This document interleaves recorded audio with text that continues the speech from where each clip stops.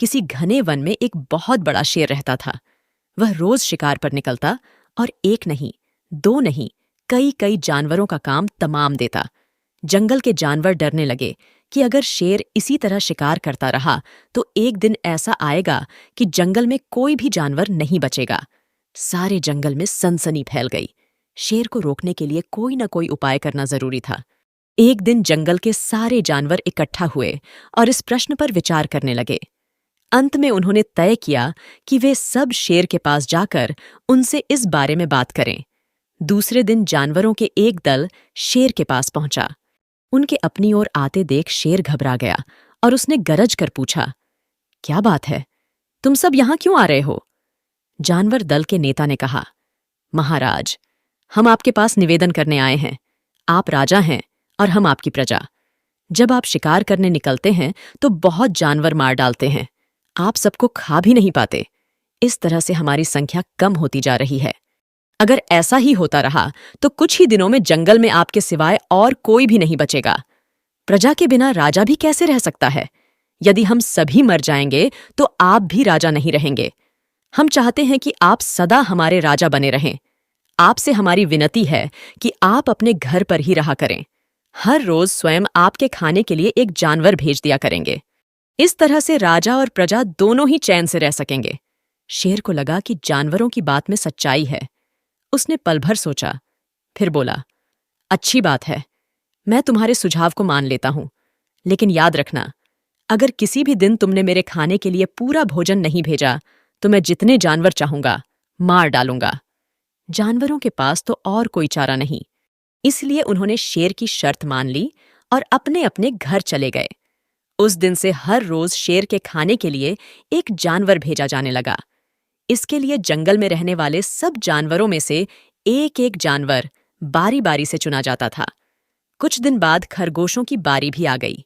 शेर के भोजन के लिए एक नन्हे से खरगोश को चुना गया।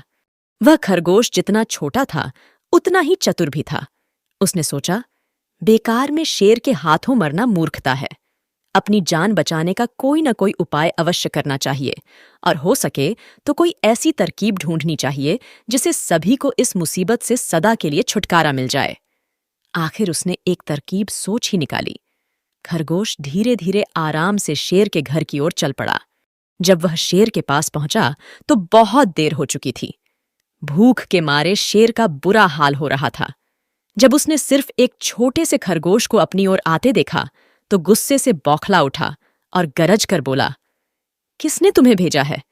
एक तो पिद्दी जैसे हो, दूसरे इतनी देर से आ रहे हो। जिन बेवकूफों ने तुम्हें भेजा है मैं उन सबको ठीक करूंगा। एक एक का काम तमाम न किया तो मेरा नाम भी शेर नहीं। नन्हे खरगोश ने आदर से जमीन तक झुककर कहा, महाराज, अगर आप कृपा करके मेरी बात सुन लें तो मुझे या और जानवरों को दोष नहीं देंगे। वे तो जानते थे कि एक छोटा सा खरगोश आपके भोजन के लिए पूरा नहीं पड़ेगा, इसलिए उन्होंने 6 खरगोश भेजे थे। लेकिन रास्ते में हमें एक और शेर मिल गया। उसने 5 खरगोशों को मारकर खा लिया। दोस्तों, ऐसे और भी इंटरेस्टिंग कहानियों के लिए मेरे चैनल को सब्सक्राइब करना मत भूलिएगा। तो आइए अब आगे सुनते हैं। यह सुनते ही शेर दहाड़कर बोला, क्या कहा? दूसरा शेर? कौन है वह? तुमने उसे कहाँ देखा? महाराज, वह तो बहुत ही बड़ा शेर है, खरगोश ने कहा। वह जमीन के अंदर बनी एक बड़ी गुफा में से निकला था।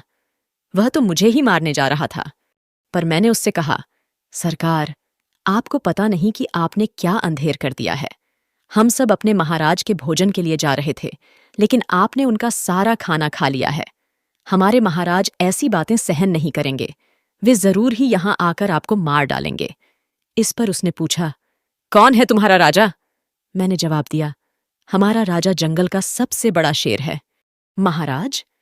मेरे ऐसा कहते ही वह गुस्से से लाल पीला होकर बोला, बेवकूफ, इस जंगल का राजा सिर्फ मैं हूं।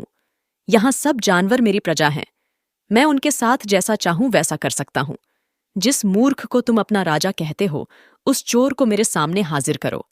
मैं उसे बताऊंगा कि असली राजा कौन है। महाराज, इतना कहकर उस शेर ने आपको लिवाने के लिए मुझे यहां भेज दिया। खरगोश की बात सुनकर शेर को बड़ा गुस्सा आया और वह बार बार गरजने लगा। उसकी भयानक गरज से सारा जंगल दहलने लगा। मुझे फौरन उस मूर्ख का पता बताओ, शेर ने दहाड़ कर कहा। जब तक मैं उसे जान से न मार दूंगा, मुझे चैन नहीं मिलेगा। बहुत अच्छा महाराज, खरगोश ने कहा, मौत ही उस दुष्ट की सजा है।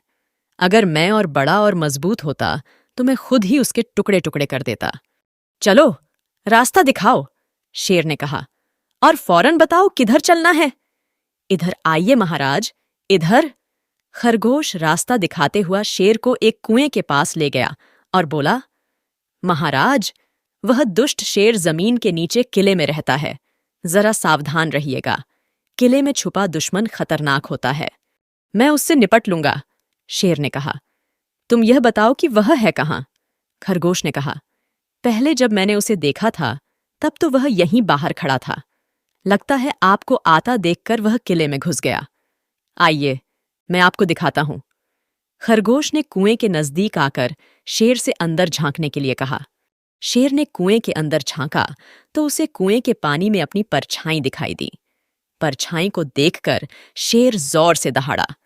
कुएं के अंदर से आती हुई अपने ही दहाड़ने की गूंज सुनकर उसने समझा कि दूसरा शेर भी दहाड़ रहा है।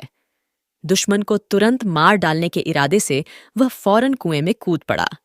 कूदते ही पहले तो वह कुएं की दीवार से टकराया, फिर धड़ाम से पानी में गिरा और डूबकर मर गया। इस तरह चतुराई से शेर से छुट्टी पाकर नन्हा खरगोश घर लौटा। उसने जंगल के जानवरों को शेर के मारे जाने की कहानी सुनाई।